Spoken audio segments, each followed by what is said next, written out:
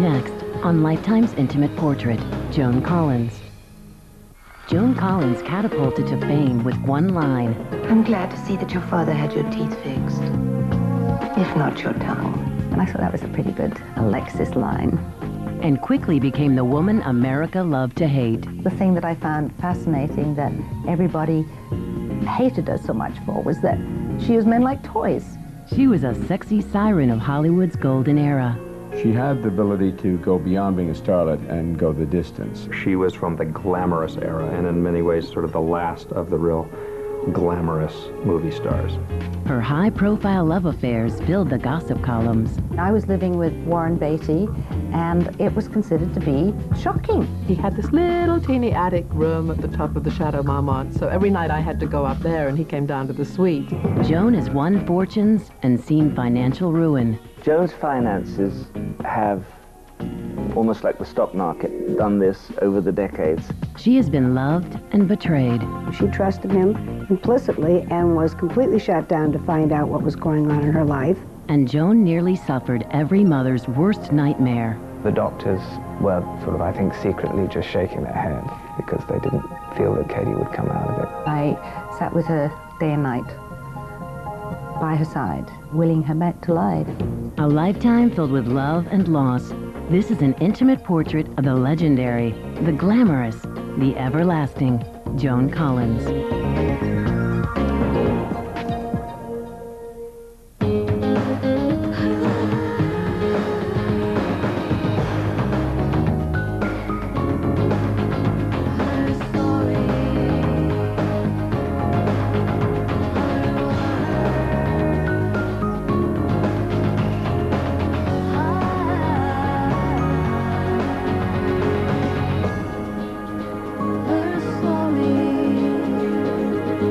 Lifetime's Intimate Portrait, hosted by Meredith Vieira.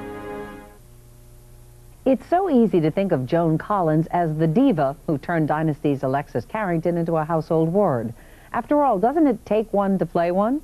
And it is true that Joan's life does include more than her share of love affairs, scandals, and intrigue. But what I didn't know is that Joan is also a devoted mother, a mother who put her own life on hold so that she could save the life of her only daughter. As far as I'm concerned, everything else is just icing on the cake. So meet the real Joan Collins. This is her story, her words. In the 1970s, Joan Collins became a sex symbol in Europe with films like The Bitch and The Stud. The Stud was enormously successful. It really took Joan's career to a new level. But neither fame nor fortune were ever very secure for Joan, and finding work as an actress in her 40s was not easy. I thought, I have got to do something to resurrect my career. Joan was not even aware that the producers of a struggling show called Dynasty were fighting with the network to cast her as a new character named Alexis Carrington. ABC was violently opposed to any woman over 35. But just as Joan stepped into her most famous role, her entire life began to unravel. My mother, I think, ill-advisedly gave over the reins of her career to him. The greatest mistake of her life. I begged her not to do that. Joan Collins' life is as dynamic and dramatic as any storyline her eccentric characters could have lived. Joan Collins was born, in her own words, sometime between the Great Depression and the beginning of World War II in North London. Her father, Joe Collins, had a profound effect on Joan. He was the archetypal father figure of the mid-20th century. He was stern, he was strict, he was not particularly loving, he was the patriarch, and everybody had to do what he said. He had this philosophy that women were either mothers, sisters, daughters, or bad girls. So I think we both grew up seeing the double standard in our own home. But my mother loved him very deeply, and she was, again, the archetypal domestic, home-loving, child-loving, husband-loving wife. She was very beautiful. She was very sweet and kind. And she was a really lovely person. Joe Collins was a theatrical agent, and Joan, her sister Jackie, and young brother Bill were introduced to show business at a very early age. We were always surrounded by actors and singers and jugglers. Because I was going to dancing school, I would be encouraged to sing. Everybody said, oh, she should be an actress, you should be a singer. In 1939, the war in Europe disrupted the Collins' pleasant home life. I would be woken up in the middle of the night and carried down by Nanny or Daddy to the air raid shelter, which was in the bottom of the building. And then you'd hear the all clear, then you'd get up and go to bed. Like many 10-year-olds, Joan escaped the war by finding refuge at the movies and developed crushes on many handsome screen stars. I was absolutely madly in love with John Payne, Gene Kelly, Danny Kaye, and Hedy Lamarr. Joan dreamed of being a performer herself. Her father, though, was surprisingly opposed to her career choice. He said the profession is just strewn with the bodies of girls who haven't succeeded. He said even if you do succeed, by the time you're 17 or 18, he said by the time you're 23 or 24 you'll be finished, because nobody wants to employ actresses after the age of 24 or 25. But Joan was persistent. She pleaded with her father to enroll her at the Royal Academy of Dramatic Arts, known as RADA. He said, so I will let you go to RADA, I will let you take the entrance exam, and if you fail it, then you'll go to secretarial college and take a course, and you'll become my secretary, and you'll find a nice man to marry and settle down and have 2 children. Heavens. When she was 15, Joan finally convinced her father to allow her to go to RADA. She began her training as a classical stage actor, but Joan soon discovered that the environment offered far more than stuffy dramatic studies. It was extraordinary because not only was it so bohemian and so grown up, but it was also the first time that I'd been in contact with boys and men. Joan was already a stunning beauty, so it was no wonder many young men were chasing after her. Among her admirers was a fashion photographer who selected Joan to model girls' clothing for magazine ads. And they put my picture in the papers, and then somebody asked to do some pin-up pictures of me in a bathing suit, so I did those. And suddenly, before I knew it, I was a pin-up girl. Joan's image was in the British press from about 16 onwards. She was an unusually beautiful girl. An agent noticed Joan's pictures and asked if she wanted to be in films. Films? I said, films? I don't want to do films.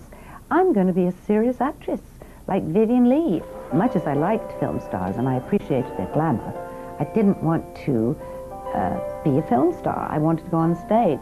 But Joan simply couldn't resist earning £3 a day for being a background extra in movies, and so her burgeoning film career began. I did these very tiny roles, which we're talking about a period of weeks. I did 3 or 4 of them. Joan's first significant role was in a film called I Believe in You. Introducing the year's most exciting young star, JOAN COLLINS. Things is different, I tell you. Not for me, they aren't. Her performance was praised by critics who fell for her exotic looks. I could see her being a throwback then to an age of stars who really had a posture about them and a presence, an aura. Soon, Joan was a young celebrity in London, and though she was only 17, she took her first dive into the glitzy waters of nightclubs and parties, where she came face to face with the screen idol she admired as a child. One of my childhood crushes was an actor called Maxwell Reed, who was a very good-looking actor, and I met him when I was doing I Believe in You, and was completely bowled over by him. Maxwell Reed was nearly twice Joan's age, and she had to lie to her parents to arrange a first date with him. It was a date she would never forget. Instead of taking Joan out on the town, Reed drove her to his apartment, where he drugged her drink and took her virginity. It was not exactly a thrilling experience, but for some stupid reason, I mean, I was 17, I felt this terrible guilt about the fact that I had done this deed. Scared and confused, Joan felt that she was in the wrong for having sex with Reed. Too young and naive to understand her feelings, Joan not only continued to see him, but convinced herself she was in love with him. The day after her 18th birthday, they were married. I mean, this is the 50s. Girls didn't do that unless you got married. Joan found herself stuck in a marriage with a man who was both sexually and emotionally abusive. With divorce not an option at the time, she suffered through and went on with her career. In 1952, 19-year-old Joan came to the attention of the head of 20th Century Fox Studios, Darryl F. Zanuck, who hired her to play Queen Nilüfer in a biblical epic titled Land of the Pharaohs.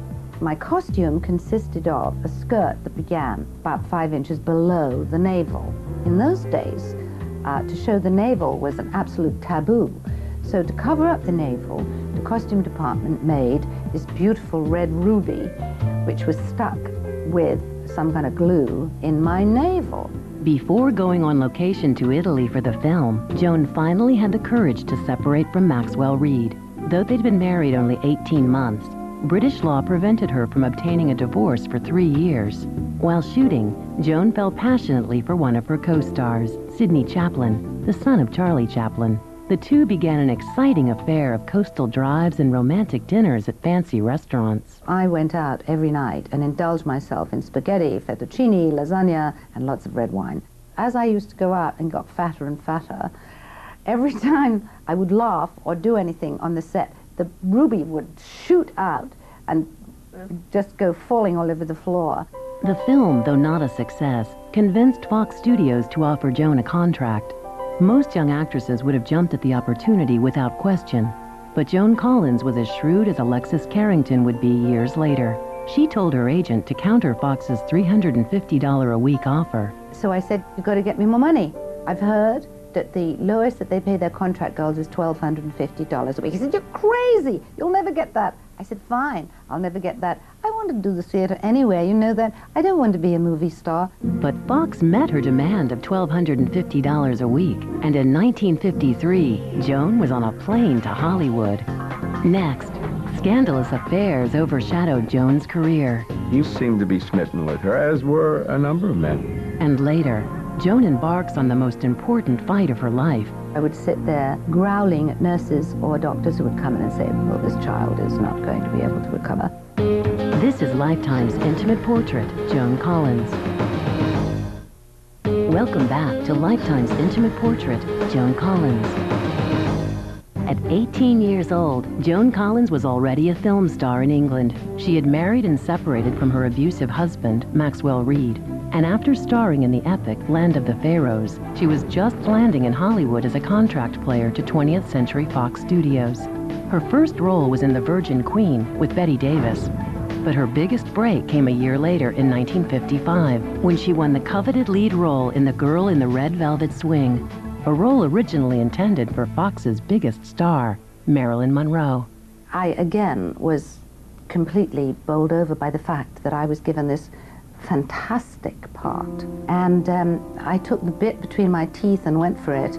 Based on an early 20th century love triangle and murder, The Girl in the Red Velvet Swing was one of Fox's biggest releases of 1955. It brought me even more fan mail and photographs in magazines and requests for interviews, and I felt that maybe I was on my way.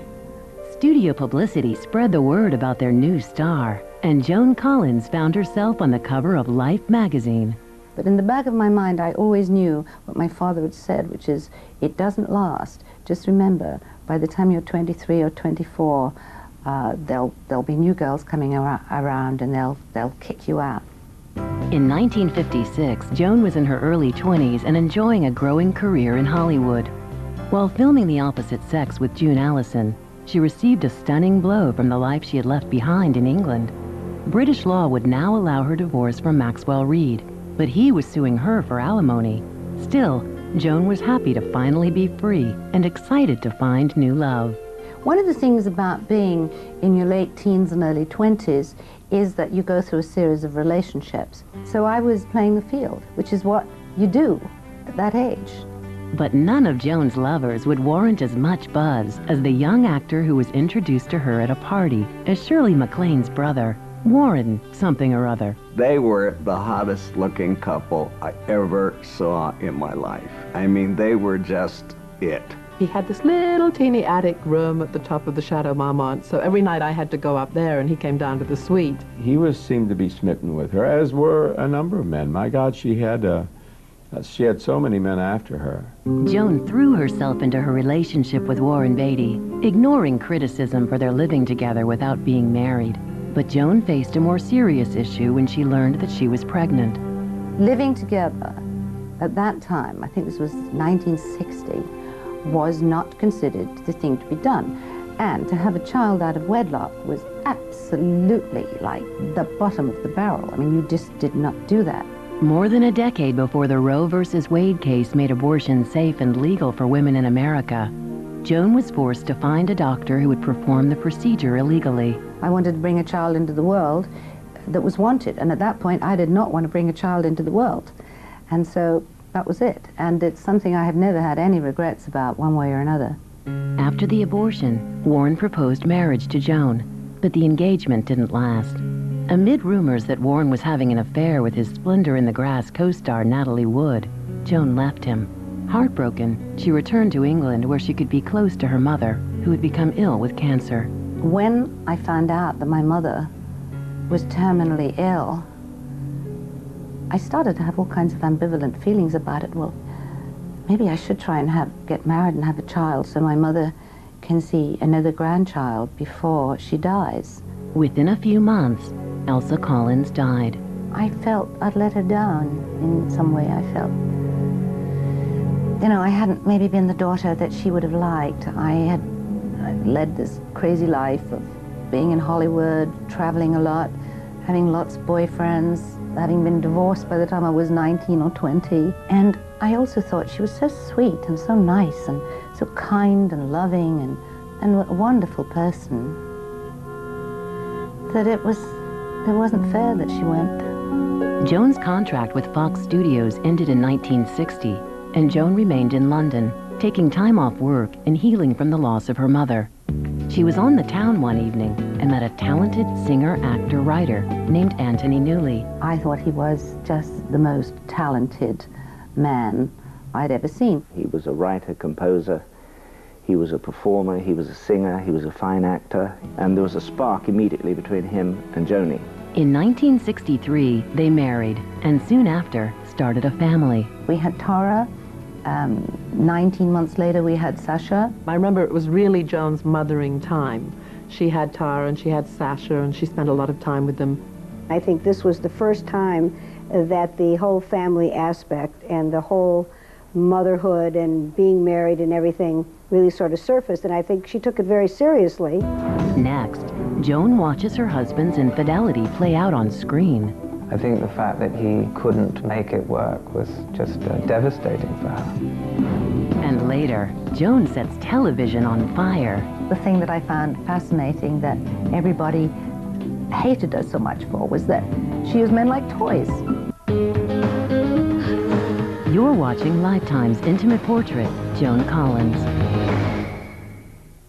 Welcome back to Lifetime's Intimate Portrait, Joan Collins.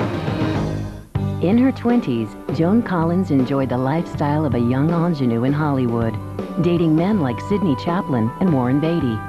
She'd seen her star at 20th Century Fox rise on films like The Girl in the Red Velvet Swing, then slowly fade as she gave up her career to raise a family. My father's prophecy, which was that, you know, give up the career by the time you're 24 or 25, otherwise it'll give you up, had come true, and so I was perfectly prepared to just give it all up, be Mrs. Anthony Newley and look after Tara and Sasha. She gave up her career to a large extent with Newley. She was mainly doing television things. Joan did a string of guest appearances on popular TV shows like Star Trek, Batman, and Switch with her friend Robert Wagner. For some time, the family lived in Los Angeles, where Tony starred with Rex Harrison in the musical Dr. Dolittle. Then, in the late 60s, Tony had the opportunity to direct his own film. Can Euronymous Merkin ever forget Mercy Hump and find true happiness? Catchy little title. Avant-garde in its conception, the film told the story of Euronymous Merkin, played by Tony, who not only cast Joan as his wife in the film, but his children Tara and Sasha also. I think Newley thought he was making his musical Citizen Kane. And in fact what it was a a miscalculation of an autobiographical film. He really was telling his life story. His character, Euronymous, was a philanderer who's found his wife and children to be a bit of a stone around his neck, and so spent a lot of time chasing after this girl called Mercy Hump, who was this young, nubile little thing. While they were filming, Joan sadly began to realize just how true to life the film actually was. It was about a sort of Lolita relationship he'd had with a beautiful young girl who was in Stop the World, I Want to Get Off. When I saw the movie, I realized that it was a fragment, or not a fragment, it was his life and my marriage and our marriage, and it was very upsetting. And he had admitted that he was unfaithful, and I found that hard to take. At first, Joan and Tony tried to reconcile and agreed to stay together for the sake of the children. But the more he withdrew, the more Joan knew she had to leave. It was terrible for her. I mean, I think she was really very deeply in love with my father, and I think the fact that he couldn't make it work was just devastating for her. In 1971, after 8 years of marriage to Anthony Newley, Joan took her children and returned to London, wondering what she was going to do to earn a living as a single mother. Before she had a chance to worry about her career, though, she'd found a new man to love in her life. American Ron Cass was the president of Apple Records, the Beatles' recording company. He seemed really solid, and he seemed as though he was going to really look after me and take care of me. Joan thought she had found the man of her dreams. Within a few months, they married. He wanted to have a child, and he had 3 boys. He wanted to have a girl. So we did. We had Katie. It was the apple of both our eyes, and it was wonderful. During the early 1970s, Joan found a new sense of stability in her life, both in her love for Ron Cass and for her children. But the good times were short-lived. Ron had left Apple Records, and after trying to start a career as a film producer, was out of work. Finances became an issue for Joan for the very first time. We had a high lifestyle. We lived in a rented house in South Street in London, and I had to go to work. But work wasn't easy to find for Joan, who was now over 40 and had given up her career for much of the past 10 years. To win the part of a courtesan in the television miniseries The Money Changers, Joan told her agent to say she was 35. During the filming, I said to the director or the producer, I said, you know, would you have cast me if you knew I was 40? He said, God, no. Joan began to take roles wherever she could get them, which meant a string of B-horror films, such as The Devil Within Her and Tales That Witness Madness. Then I became queen of the horror movies in London. Joan was upset with the path her career had taken. A lot of people just say it's over for me and call their agent every day. Joan didn't do that. She dug in. She knew that to get better roles, she would have to make them for herself. She decided to try and produce her own starring vehicle and went to her sister Jackie, who had become a successful novelist, for help. My sister had just written a book called The Stud, and it was a huge success. And there was a character in there called Fontaine Khaled that was a glamorous socialite, slightly on the verge of nymphomaniacal jet setter.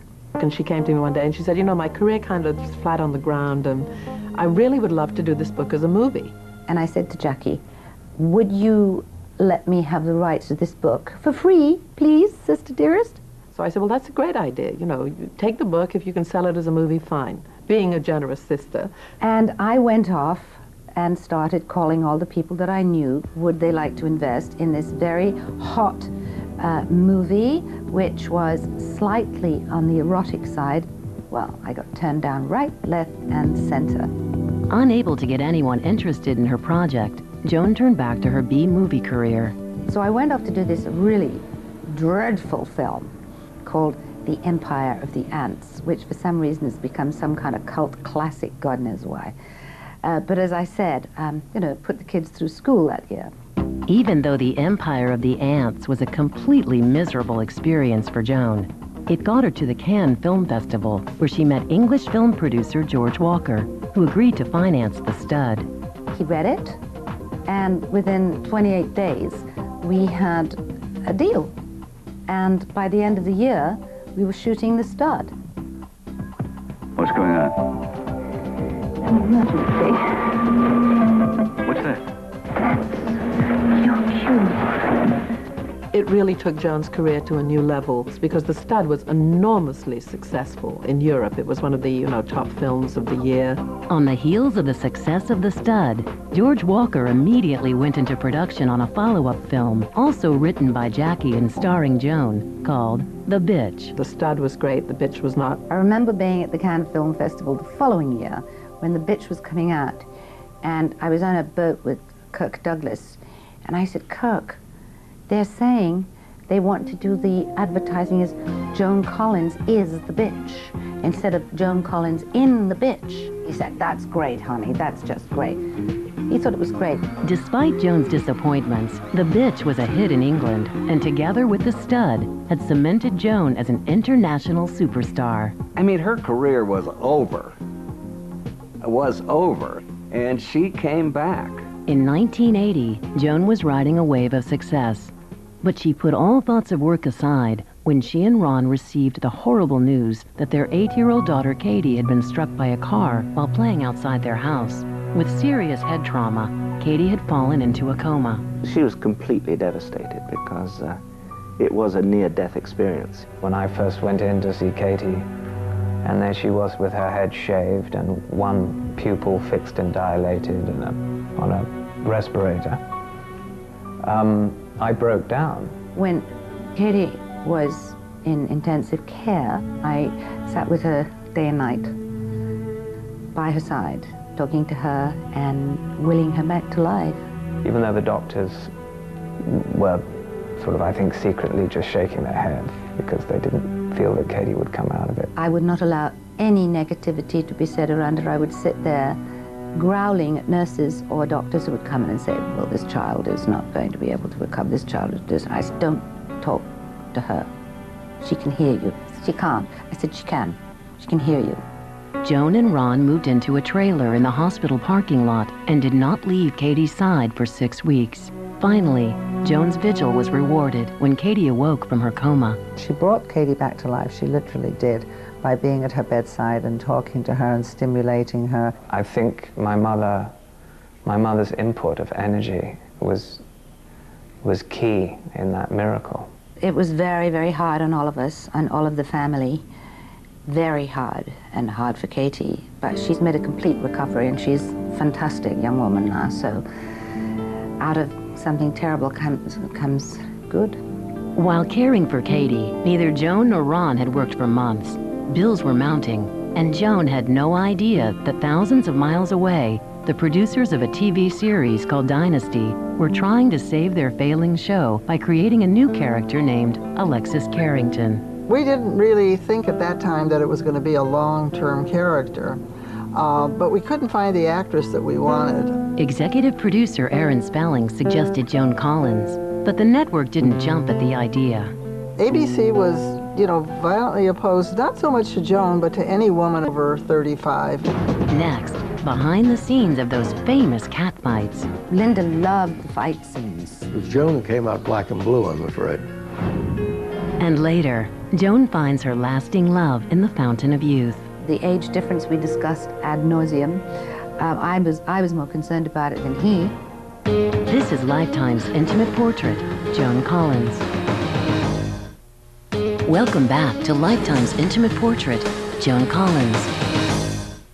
With the success of The Stud and The Bitch in Europe, Joan Collins had revived her career and proved that a woman could be a sex symbol even in her 40s. But after the painful crisis of a car accident that nearly killed her daughter, Joan was out of work and wondering how she and her husband, Ron Cass, would pay their bills. Meanwhile, the producers of Dynasty were looking for an actress to play a part they had created at the end of their first season. We had just an extra who walked across the front of the courtroom, And they told me to put a veil over her face, and so you couldn't tell who it was, because it was the cliffhanger. For the entire summer, fans waited anxiously to find out who was behind the veil. The producers convinced ABC to go with Joan. Joining the show in its second season, Joan was worried not only about the fans accepting her, but the rest of the cast. I just knew I was being judged. Not only was I being judged on the way I acted, but on the way I looked. When she lifted the veil and there was a close-up of her face, which everyone just gasped, she looked so beautiful. Joan's first episode on Dynasty was unforgettable. From Blake Carrington's past comes Alexis, his ex-wife, to sit on a witness stand and tell all his secrets. He'd been away on business and he came home unexpectedly. What was his reaction, Mrs. Carrington? He became violent. Objection! I did have one really good zinger line, which is when the daughter Fallon comes up to me and says some zinger to me, and I say to her, I'm glad to see that your father had your teeth fixed, if not your tongue. And I thought that was a pretty good Alexis line. Joan gave a kind of brittle energy to the show, and she charged everyone and everything up. You know, it was a perfect combination of the right character at the right time. It undoubtedly saved the show. From the time Joan joined the cast, the show flew up the ratings, and Dynasty mania swept the country. People were talking about it. They were staying home on Wednesday nights or running to the neighborhood bar or having Dynasty parties and college fraternities. Having been in the spotlight since her teens, Joan was not thrown by the sudden media attention. What she did not expect was the way the fans responded to Alexis. She became the woman America loved to hate. She was so nakedly ambitious and craven, and it was sort of Cruella de Vil with better clothes. The thing that I found fascinating that everybody hated her so much for was that she used men like toys. She used them like sexual objects. Well, why not? If a man can do it, why can't she? We were driving one day, and a car pulled up next to us at the stoplight, and they all looked, and they were pointing, oh, this is Alexis. And then she's all pleased, you know, she's recognition, here I am, you know, the star of the show, the whole thing, and she's all smiling, and hello, hello, and they run the window, and they say, we hate you. They say, we hate you, we hate you. And my girlfriend always said, I think that means that they really love you, but they love to hate you. What the public always forgets is that she's an actress and she's playing a part. But yes, because she did it so well, the public thought that was who she really was. She's very sensitive about the fact that people equate her with that character, but she's not that character. She's Joan Collins. Fans loved everything about Dynasty. Glitz and glamour poured from the screen like champagne. One of Joan's favorite aspects of the show was the extravagant wardrobe. The clothes had a phenomenal presence, and people waited every week to see what Joan was going to come out in. Of course, there was no expense spared on this. I mean, when we used sable, we used a real sable, and when we beaded a gown, it was a beaded gown. So, tremendous amount of money. There will never be another show that spends that kind of money on the wardrobe. The whole concept of that show was to be glamorous, and Joan played right into that role, loved it. Even more than watching the fabulous costumes, fans loved to tune in and watch Joan and Linda Evans rip them to shreds. The cat fights were so extraordinary. You wanted to see those two ladies go at it, and they did very well. The funny thing for us was sort of seeing how they would try to set it up, you know. It's like all of a sudden they're both in the lily pond, you know, and how exactly did they get there? We're not sure, but they're there, and that's the important thing. Oh, no, no. Linda loved the fight scenes. She was very much of a jock. She was quite a bit bigger than me, and she didn't want to have a double when we did our fight scenes. It was Joan who came out black and blue, I'm afraid. Alexis uses her tongue as a weapon, not her fists. By its third season, Dynasty had climbed to the top of the ratings, and Joan's contributions did not go unrecognized. In 1983, she won the Golden Globe Award for Best Actress in a Drama Series. I was very excited. It's a great honor to win the Golden Globe. It really is. And for Best Actress, I was thrilled. Joan had proven wrong her father's admonition that an actress could not have a career past the age of 25. She was now not only enjoying more success than she had ever known, but a rare period of happiness and stability in her personal life with husband Ron Cass and her children. But as so often happens in life, many joys of success are crushed by disappointments. Joan's marriage to Ron Cass began crumbling, and the reason for it was something she could not bring herself to talk about. Joan's relationship with Ron ended because of drugs. She broke down and told me that, you know, that she didn't know what she was going to do. I finally realized that there were two things I couldn't live with. I couldn't live with infidelity, and I couldn't live with drug taking, I'm afraid. Unfortunately, what came next was even more devastating. Shortly after divorcing Ron, Joan met a former rock star from Sweden named Peter Holm. Reeling from the pain of another failed marriage, Joan fell blindly for Peter and ignored the warning signs of pending disaster. In 1985, they married. The greatest mistake of her life. I begged her not to do that. The Swede. He became a megalomaniac and extremely private about anything to do with finances. And my mother, I think, ill-advisedly gave over the reins of her career to him. Peter wrapped Joan into a controlling vortex, changing their phone numbers, shunning Joan's friends, and manipulating her emotions at a time when she was at her most vulnerable. Just 13 months after marrying Peter, Joan found herself suffering through a painful divorce trial. He insisted that we do a closed court divorce hearing because he knew... He knew that I was very embarrassed by having to go into an open court. Joan finally broke free from Peter's control, but freedom came at a cost. That 13 months cost Joni well into 7 figures. A ghastly mistake. Joan's life had become as feverish and dramatic as that of her characters on Dynasty. She was working 16 hours a day. The media had hounded her relentlessly during her divorce, and as the 80s drew to a close, so too did the most successful job she'd ever known. In 1989, Dynasty was canceled. When people used to say to me, "So what are you going to do, Joan, if all this ends?" I said, it's not a question of if, it's a question of when. Next, Joan is dragged into court and nearly ruined. They had all these high-powered lawyers making up all these stories, and it was very painful. This is Lifetime's intimate portrait, Joan Collins. Welcome back to Lifetime's intimate portrait, Joan Collins. The decades of Joan Collins' life had each been dramatic chapters.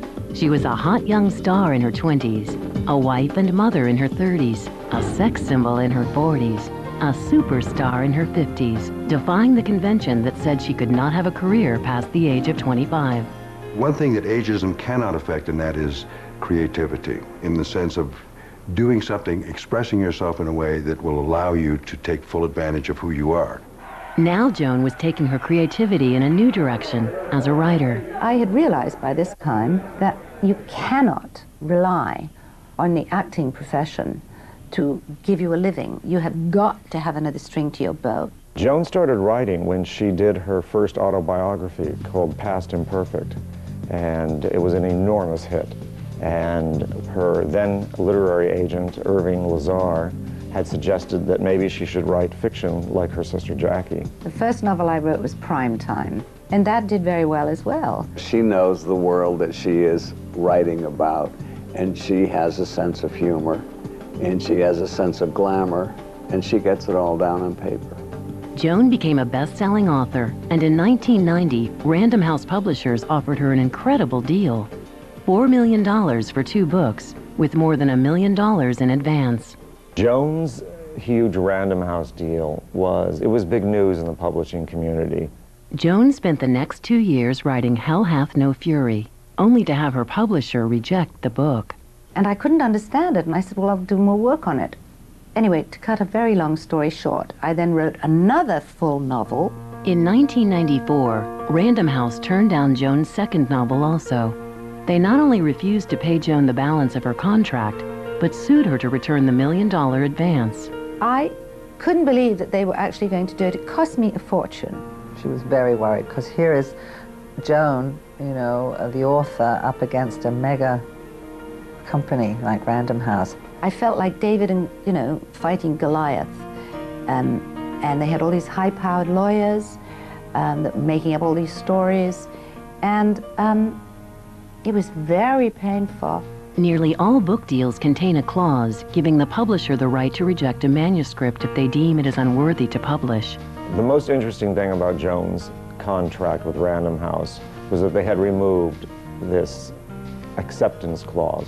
Joan's agent, Irving Lazar, had been able to have that clause removed from her contract because Random House was so eager to bring Joan into their stable of writers. I'm not sure it's ever been done since, but it was really what saved Joan in that lawsuit. Otherwise, it could have really gone either way. But the clause was very clear. She could have turned in a blank book, and Random House would have had to accept it. I won, and I won big time. So not only did I keep the advance, but I got another big chunk as well. And I felt very vindicated. In the late 1990s, Joan returned to television, this time joining the daytime soap opera, The Guiding Light. Joan is not only physically beautiful, she's a very warm, giving person. Anyone that can survive as long as she has in show business, I have a lot of respect for. In 1999, Joan toured with a production of Love Letters, first appearing with her friend George Hamilton, and then with Stacy Keach. I found her to be the most wonderful. She has a great sense of humor, professional, wants to do good work, and we had a lot of fun together. While on tour, she built a friendship with the company manager, a young man in his 30s named Percy Gibson. Percy is such a special person. He's just one of the most wonderful people I've ever met. He's funny, he's kind, he's good, he's clever, he's smart, he's intellectual. The next year, Joan was finishing up her latest novel, Star Quality, for her new publisher, Hyperion Books, and asked Percy for some help in preparing the manuscript. Over the next few weeks of working together, the two fell in love. I think Joan probably fell in love with Percy because he's so good to her.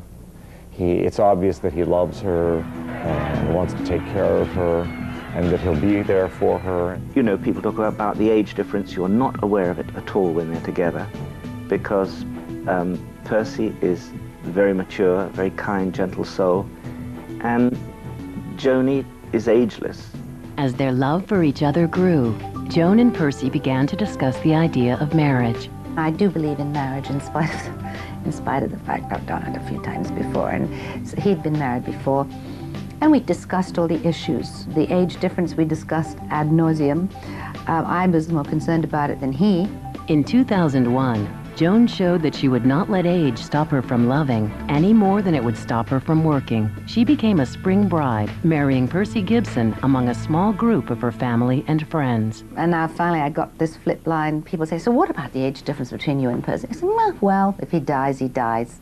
From the golden era of Hollywood, through turbulent marriages, and into the homes of millions as an icon of television, Joan Collins has lived a life of rare excitement, not letting either the rules of Hollywood or the laws of nature stop her from enjoying every moment of it. I think the thing that keeps her young and the thing that keeps that image going is her intelligence. She's immensely bright. She's sharp as a tack. I think Joan is one of those people that can endure anything, and that gives her glamour. You know, life is very short. You have to make every moment count twice. And Joan's figured a way to get 3 moments into every moment. I'm looking forward to living the rest of my life as happily as I've been living the last 2 years. I'm looking forward to traveling, working, being with my children, with my husband, and hopefully that the whole world is going to be as happy as I am, because you only live once. If anyone ever deserved to find happiness in life, it's Joan Collins. Maybe realizing that she didn't need a man led her to find the right kind of man. Or maybe she just got lucky. For Lifetime's Intimate Portrait, I'm Meredith Vieira.